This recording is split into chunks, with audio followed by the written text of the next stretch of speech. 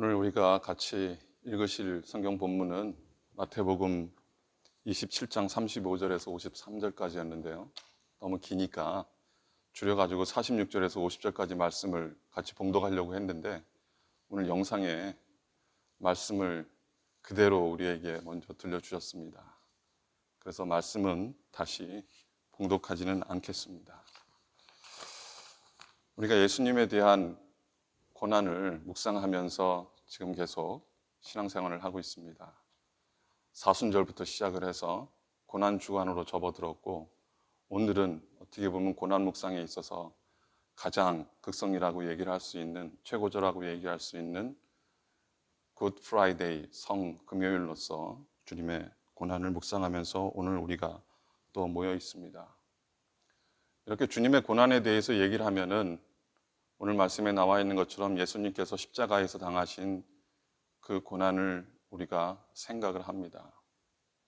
1986년 미국 의학협회지에서 예수님이 당하신 그 십자가의 고난을 받는 죄인들이 얼마나 육체적으로 괴로웠는가를 갖다가 설명을 한 그런 부분이 있습니다. 웨인 구리뎀 교수님이 조직신학이라는 그런 책을 썼는데 거기서 인용을 한 부분이 있습니다. 거기에 보면은 십자가에 달린 사람은 우리가 생각하기에는 손과 발, 못 이것만 생각할지 모르는데 오래 달려있으면 사람의 몸이 밑으로 처진답니다. 중력 때문에. 그렇게 되면 나중에는 숨을 쉴 수 없는 고통, 조여오는 고통을 느끼기 때문에 숨을 쉬어야 되기 때문에 몸을 위로 밀 수밖에 없답니다. 근데 이렇게 몸으로 미는데 지탱하는 것은 못 박힌 손이고 못 박힌 발이랍니다. 그러니까 그 고난을 잊을 수가 없다라는 거예요. 잊을만 하면 다시 밀어가지고 그 고난을 체험해야 되고 또 잊을만 하면 그 상처에 힘을 줘서 그 상처로 숨을 쉬어야 되니까 그런 고난이 계속되다가 나중에는 그 아픔 때문에 기절을 한다고 그렇게 설명을 하고 있습니다. 이렇게 얘기를 하면은 우리는 예수님의 육체적인 고난, 몸에 당하신 신체적인 고난에 대해서 우리가 생각을 하면서 슬퍼하고 애통해하기도 하고 또 감사하기도 하는 것을 볼 수가 있습니다. 그러나 주님의 이런 고난은 육체적인 고난만 있었던 것은 아닙니다. 예수님께 대해서 사람들이 조롱합니다. 그리고 예수님의 옷을 벗기시고 뺨을 때리고 침을 뱉고 그리고 그 옷을 제비뽑아 나누면서 예수님께 수치를 또 주고 있습니다. 예수님은 십자가에 달리셔서 그 수치를 또 다 당하셨습니다. 하나님의 아들이면 내려오라고, 너를 구원하라고, 왜 남은 구원했는데 너는 구원할 수 없냐고 하면서 예수님을 모욕하고 예수님을 조롱하는 일이 있었습니다. 그리고 오늘 말씀에 우리가 봤던 것처럼 주님께서는 나의 하나님 어찌하여 나를 버리시나이까 하면서 버림받으셨습니다. 아버지로부터 버림받는 그런 심적 고통을 또 주셨다라는 거죠. 제자들로부터 배신을 당하고 버림받았지만 아버지로부터 버림받는 그러한 마음의 아픔이 있으셨습니다. 그리고 억울함을 담당하셨습니다. 주님께서 우리의 죄를 지시기 위해서는 죄인이 되셔야 되는데 예수님은 죄가 없으셨습니다. 그런데 그 십자가의 고난을 받으시기 위해서는 죄인이 되셔야 했는데 말도 안 되는 것으로서 예수님이 죄인이라고 그렇게 죄명을 썼고 그리고 그것으로 인하여서 예수님을 벌하는 형벌을 받으시게 되었습니다. 억울함을 또 담당을 하셨습니다. 이러한 정신적인 고통이 너무나 컸기 때문에 그리고 십자가를 지는 그 부담이 너무나 컸기 때문에 주님께서는 겟세마네 동산에서 기도하시면서 이렇게 고백을 합니다. 내 마음이 심히 고민하여 죽게 되었다. 또 쉽게 얘기하면 괴로워 죽을 지경이다라고 말씀하시면서 그 마음의 괴로움을 주님께서도 고백을 하고 있습니다. 육신의 고통뿐만 아니라 이러한 정식적이고 그리고 영적인 그런 고난도 주님께서 우리를 위해서 지셨습니다.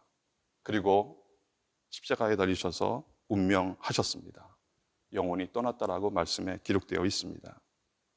그때 그 죽음이 거기서 끝나는 것이 아니라 성소의 휘장이 찢어지면서 주님께서 의도하신 우리를 하나님의 곁으로 나아갈 수 있는 하나님의 자녀가 될 수 있는 그러한 길을 열으셨습니다. 이것이 단지 예수님의 죽음이, 예수님의 고난이 고난으로 끝나고 죽음으로 끝나는 것이 아니라 그 목적이 있고, 그리고 예수님의 고난과 죽음으로 그 주님의 뜻을 이뤘다라는 것을 보여주는 말씀입니다. 이 고난을 통하여서, 고난을 묵상하면서 우리는 그 고난이 우리에게 주는 은혜와 그리고 도전을 같이 묵상하기를 원합니다. 첫 번째로, 우리도 정신적인 고난이 있습니다. 우리도 주님의 일을 한다면서, 주님을 따라간다면서 우리는 때로는 수치를 당하고 조롱을 당하고 또 모욕을 당하고 억울할 때가 있고 배신을 당하고 버림을 받는 그러한 일도 있습니다.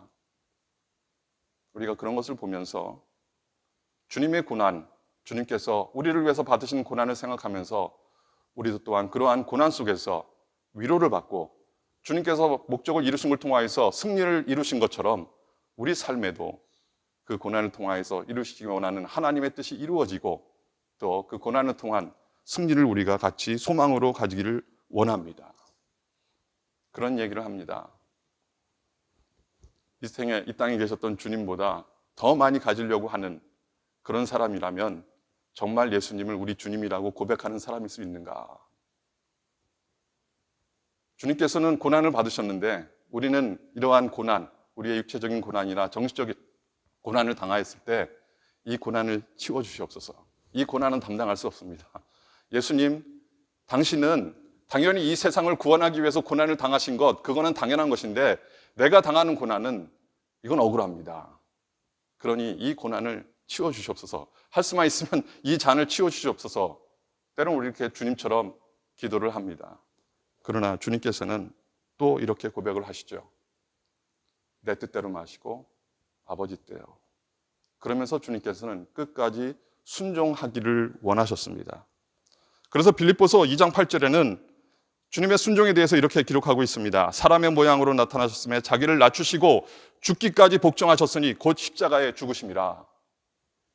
그 고난도 하나님의 뜻, 아버지의 뜻이라면은 복종하는 마음으로 죽기까지 십자가를 지시는 것, 아버지의 뜻대로 마시고, 내 뜻대로 마시고 아버지의 뜻대로 하옵소서. 우리에게도 이러한 고백으로 주님을 위한 고난, 교회를 위한 고난, 그것을 우리가 당당하게 지어나가는, 감당하는 그런 저와 여러분 되시길 주님으로 부탁을 드립니다. 그런데 여기에 조건이 있습니다. 우리가 당하는 그 고난이라는 것은 나를 위한 것이 아니라 주님을 위하고 또 주님의 사람들을 위하고 주님의 몸된 교회를 위한 것이어야 한다는 것입니다. 주님께서 그렇게 십자가를 지신 것은 분명한 뜻이 있었다는 것을 우리가 알고 있습니다. 그래서 그런 것을 기억하는 사도 바울은 주님의 그러한 고난을 이렇게 기억을 하고 있습니다. 골로새서 1장 24절 말씀을 보면은 내가 이제 너희를 위하여 받는 괴로움을 기뻐하고, 이때 너희는 골로새 교인들을 얘기하고 있습니다. 너희를 위하여 받는 괴로움을 기뻐하고 그리스도의 남은 고난을 그의 몸된 교회를 위하여 내 육체에 채우노라. 우리가 고난을 받는다고 한다면 지금 우리가 당하는 고난이 나의 정욕을 위하고 나의 죄 때문인가? 아니면 진정으로 이것이 사도 바울이 예수님의 고난을 기억을 하면서 그 남은 고난을 갖다 내 육체에 채우기를 원한다고 얘기를 하면서 골로새 교인들을 위해서, 그리고 주님의 몸된 교회, 피 흘려 사신 주님의 몸된 교회를 위한 고난인가? 우리가 돌아보면서 만일 우리의 고난이 주님을 위하고 주님의 몸된 교회를 위한 고난이라면 우리가 진정으로 주님의 십자가에서 우리를 위해 당하신 그 고난을 기억하는 고난 주간이 될 줄로 믿습니다. 거룩한 금요일이 될 줄로 믿습니다. 사도 베드로도 이렇게 이야기를 합니다. 베드로전서 2장 21절에 보면은 이를 위하여 너희가 부르심을 입었으니 그리스도도 너희를 위하여 고난을 받으사 너희에게 본을 끼쳐 그 자취를 따라오게 하려 하셨느니라. 우리가 주님처럼 분명한 목적을 가지고 교인들을 위하여서, 그리고 주님의 몸된 교회를 위해서, 결국 그것이 주님을 위한 고난이 될 텐데 그러한 고난을 받을 때 우리가 진정으로 주님께서 고난을 받으시면서 우리를 위해서 고난을 받으면서 본을 보여주신 것을 쫓아가는, 그 자취를 따라가는 그런 사람이 될 줄로 믿습니다. 십자가를 지고 나를 따르라고 주님이 하신 말씀을 우리가 기억하게 될 줄로 믿습니다. 그렇다면 그 고난이 그냥 고난에서 끝납니까? 죽음에서 끝납니까? 그러지 않습니다. 예수님의 죽음은 부활이 있습니다. 그래서 진정한 복음의 메시지는 예수님께서 우리의 죄를 위해서 죽으셨다는 것뿐만 아니라 또한 우리를 위해서, 우리의 구원을 위해서 부활하셨다라는 그러한 메시지에 있는 줄로 믿습니다. 고난은 고난에서 끝나는 것이 아니라 결국 승리로 이끕니다. 베드로전서에서 계속 말씀이 이어지고 있습니다. 오직 너희가 그리스도의 고난에 참여하는 것으로 즐거워하라. 그의 영광을 나타나실 때 너희로 즐거워하고 기뻐하게 하려 함이라. 우리의 고난에 참여하는 것이 그 끝에 고난으로 끝나는 것이 아니라는 겁니다. 즐거움이 될 수 있고, 그리고 그 영광이 나타날 때 우리에게 기쁨이 되게 하려 한다는 그러한 말씀이 있습니다. 우리가 찬양했습니다. 십자가 무한 영광일세. 요단강을 건너로 무한 영광일세. 십자가의 수치가 영광으로 바뀌는 것처럼, 십자가의 고난이 승리로 바뀌는 것처럼 우리에게도 그 고난을 지고 나아갈 때, 그 고난을 감당할 때 우리에게 주시는 승리가 있어서, 그래서 영광입니다. 그러면서 기뻐하며 즐거움이 우리에게 임할 줄로 믿습니다. 고난은, 우리의 주님의 고난은 육체적인 것에서 그친 것이 아닙니다. 마음의 고난, 정신적인 고난이 있었던 것을 우리가 봅니다. 그리고 그 고난은 분명한 목적이 있었고, 그 고난을 통하여서 결국 주님은 그 목적, 우리를 구원하시는 그 목적을 이루셨다라는 겁니다.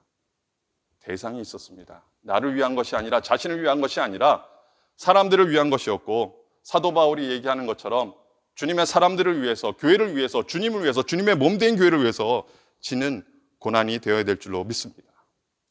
오늘날 우리가 고난을 두려워하는 것이 아니라 이러한 고난을 우리가 감당하며, 주님께서 그렇게 고난을 당하셨으니 나도 고난을 당한다라고 그렇게 고백하며 주님의 몸된 교회를 위해서 우리가 고난을 감당할 때 진정으로 우리가 주님의 고난을 기억하는 사람들이 될 줄로 믿습니다. 고난의 이해에 대해서 우리가 분명히 다시 했으면 좋겠습니다. 그래요? 고난을 기억해요? 기억하면 아픕니까? 그 아픈 거로 끝납니까? 그것이 아니라, 그렇다면 우리도 남을 위하여서, 주님의 몸된 교회를 위하여서 그렇게 우리가 고난을 감당할 때, 그리고 그것을 통하여서 우리에게 결국 승리를 주신다는 것을 우리가 기대할 때, 현재의 고난은 장차 우리에게 나타날 영광과 비교할 수 없다라는 그런 말씀이 우리에게 임할 줄로 믿습니다. 주님의 고난을 기억하시면서, 우리의 고난을 또 바라보시면서 주님을 위하여서 남은 고난을 또 계속 육체에 쌓아가시는 여러분이 되시기를 주님의 이름으로 축원합니다. 주님, 우리의 삶 온전히 주님께 맡깁니다. 주님께서 우리를 위해서 고난을 받으셨던 것처럼 우리가 그것을 기억하면서 주님께서 우리에게 교회를 위해서 또 주님을 위해서 부탁하신 그 일을 담당할 때 우리에게 고난이 있다 할지라도 그 승리를 바라보며 승리하는 자들이 될 수 있도록 인도하여 주시옵소서. 예수님의 이름으로 기도하옵나이다. 아멘. 이 시간 우리 같이 기도하기를 원합니다. 특별히 이 지역사회의 교회, 지방의 교회들의 부흥을 위해서 기도해 주시고, 우리 목회자들의 영적 부활을 위해서 또한 같이 기도해 주시면 감사하겠습니다. 이 시간 주님 한번 크게 부르시고 우리 기도 제목을 위해서 같이